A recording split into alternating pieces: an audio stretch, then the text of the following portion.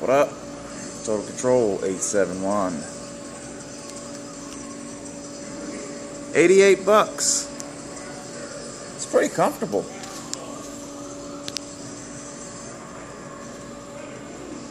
$88. I figure if you got 2 years out of it, 500-pound capacity. Two-person swing, which pretty much means a one-person swing for me. Yeah. Get a couple years out of it, you got your money's worth. Anyway. Alright, so tonight. What are we talking about tonight? Tonight, my normal corner has been commandeered. I think they're doing like a detailed clean, so this is going to be a quick little upload.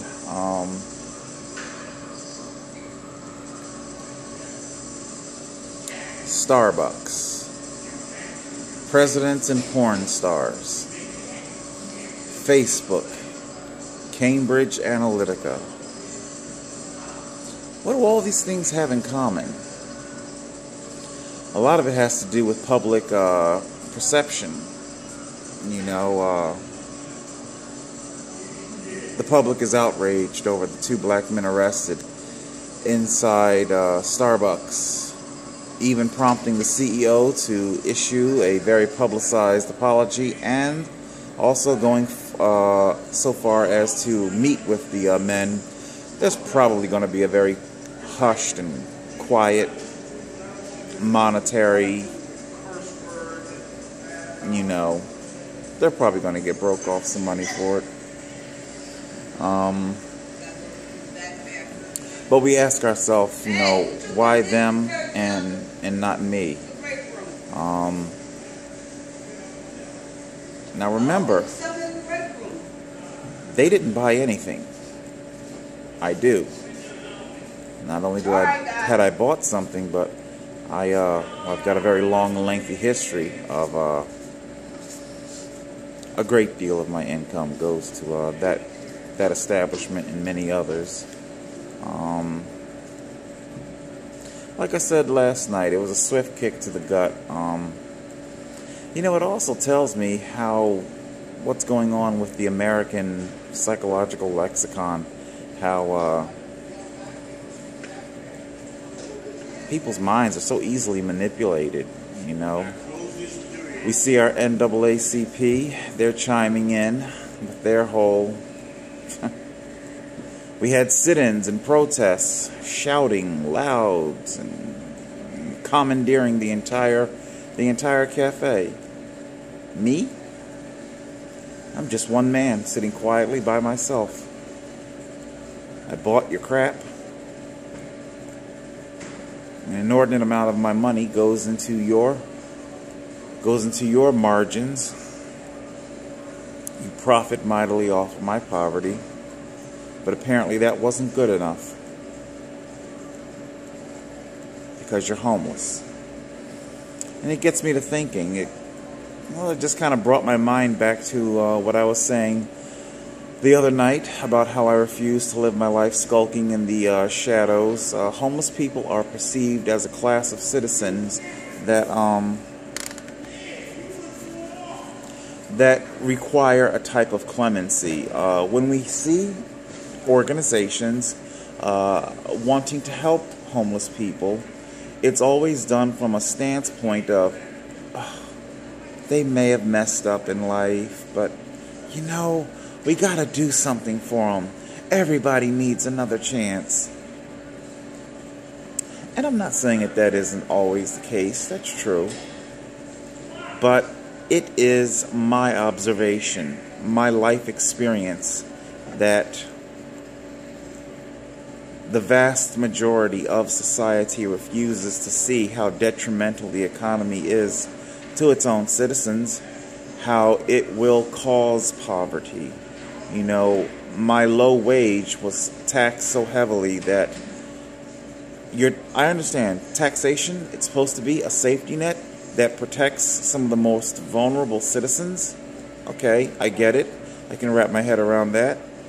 But when you tax the poor, the very people that you're supposed to be protecting, when we get taxed to the point where we are now the poor, the homeless.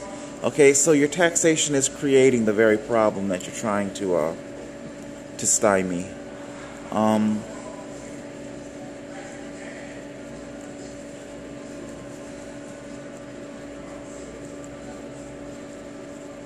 Society and its mind.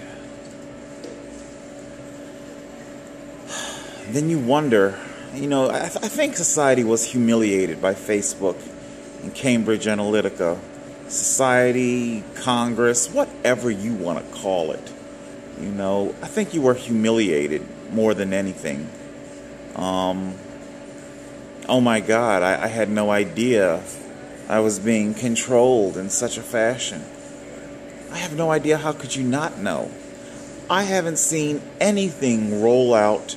I haven't seen or heard a single whistle being blown about Silicon Valley yet that has caught me unawares. Like I said about Edward Snowden, well, gee, thanks, Ed, but you pretty much put yourself into exile saying shit that I already knew. And the vast majority of people already knew on some level. We see Facebook is supposedly toying with the idea of going to a paid site. Facebook isn't going to go to a paid site. They stand to lose too much. Facebook right now, they're banking on continuity and addiction. Their site is addictive. The emoting aspect. Look no farther than Donald Trump. Social media. The vast majority of the population are addicted to just simply spewing every little aspect about their life, you know, and they're going to do it.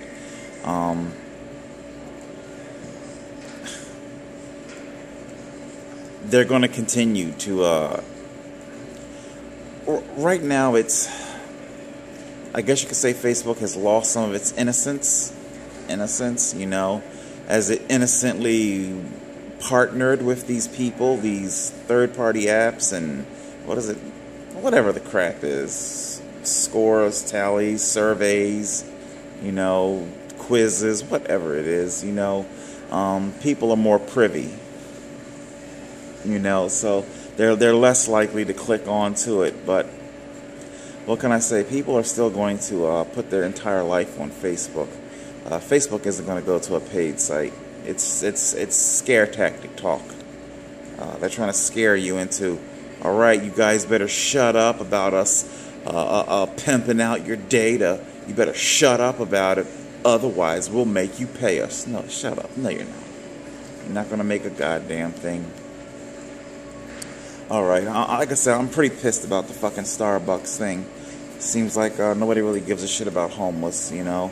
You pick and choose what you want to be outraged about, and you know, if we approach homeless people because you guys messed up your life, you self-sabotage. That is the belief, you know. And there's nothing wrong with our economy and our society. You know, all you gotta it's a winning formula, 100%. If you work hard, then you'll at least have a decent living, and that is so fucking not the truth.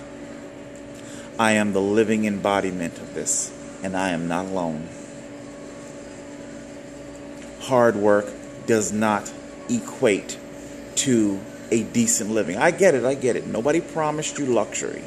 Nobody promised you riches. But hard work doesn't always equate to that. There are so many other factors. I get people on my channel talking about why you got to bring race into it.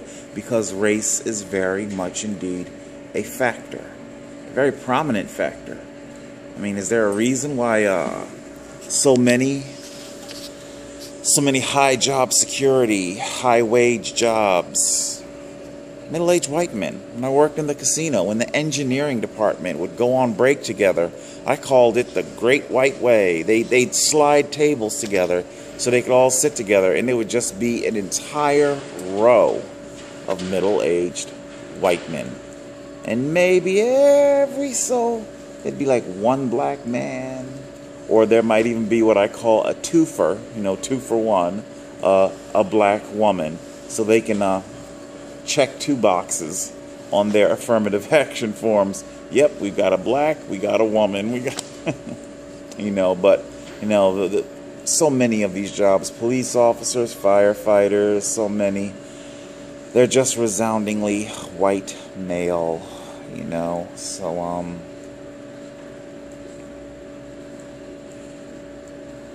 I don't know what to tell you guys. I don't know. I'm gonna shift now to our porn stars and presidents. Even Bill Cosby's crap. Bill Cosby and his women. Here's the biggest problem. Now, I haven't followed the Cosby case terribly close. I really have not. But the one aspect that I have noted, all these women came back for multiple visits. Okay, so if you had the wherewithal to testify in court and give details in court about what this man did to you, drugging you, what have you, then that means that you were aware of what happened. So you went back to what? Be slipped a Mickey again? I'm sorry, I don't call that. The first time, I get it. The first time, I suppose you'll get a pass. But if you keep going back, then guess what? You're not being slipped a Mickey. It's called doing drugs. Doing drugs together. Alright? Alright.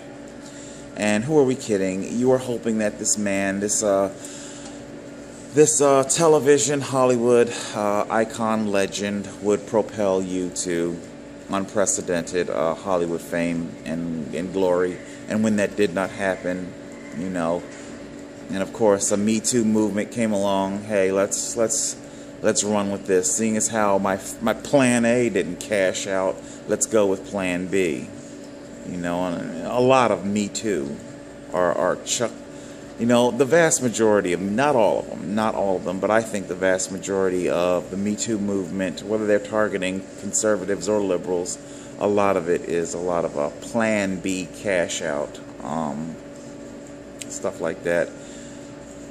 The president and his porn stars, Penthouse, whatever, Stormy Daniels, these are women who excel at making you believe something that is not true.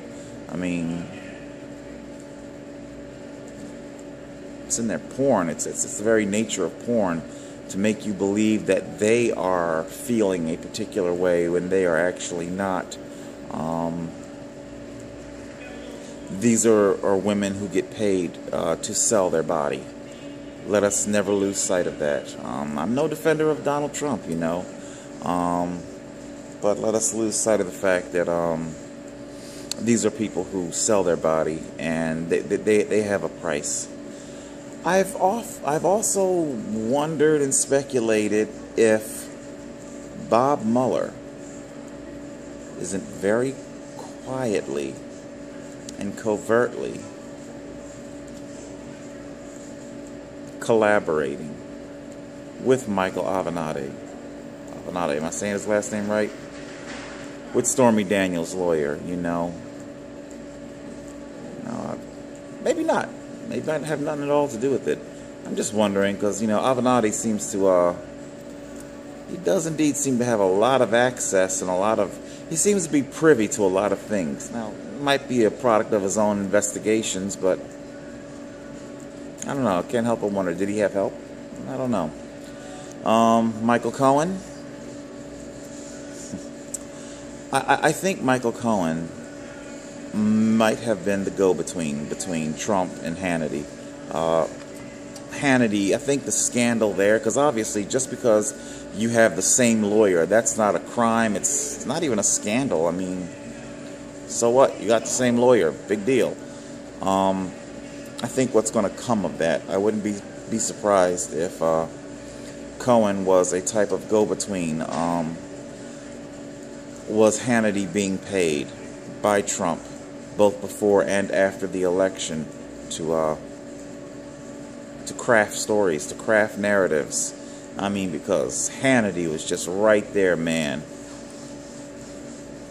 Just blowing the hell out of Trump. I mean, Hannity just stayed on his knees, man. Trump could do no wrong. It's just ridiculous. And of course, we have our reports that say that a great many of in Fox News, you know, while they have their conservative views, and you know, Trump was so bad, was of such caliber, such, you know, such a piss poor president that it was even too much for them in their conservative, their regular amount of conservative spin, you know. I mean, there's spin, and then there's just simply being ridiculous. And a lot in Fox News just simply couldn't stomach it. Of course, you got your whole Sinclair media scandal that broke. So yeah, I think Michael Cohen may have been some sort of financial go-between. And if that is the case, well then, my God, Trump, Cohen, Hannity, and maybe even Fox News, they're all in a world, a shitstorm world of trouble. So, alright guys, what can I say?